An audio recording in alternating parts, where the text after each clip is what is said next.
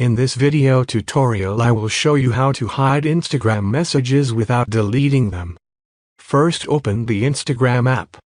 Then go to your Instagram profile. We need to switch to a professional account. If you already have professional account you can skip this step.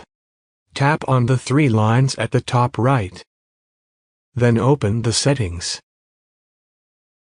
Now scroll down and select account type. Then tap on Switch to a professional account. Go through these steps to switch to a professional account.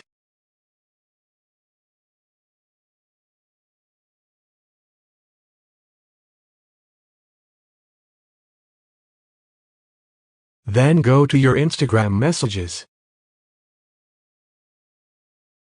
Now I have three tabs: the primary tab, the general tab, and message requests.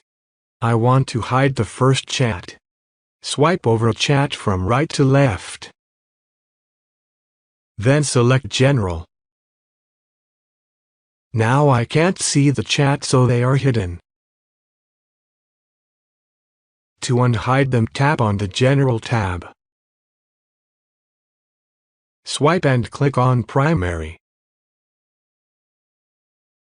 And that is how you can hide and unhide Instagram messages without deleting them.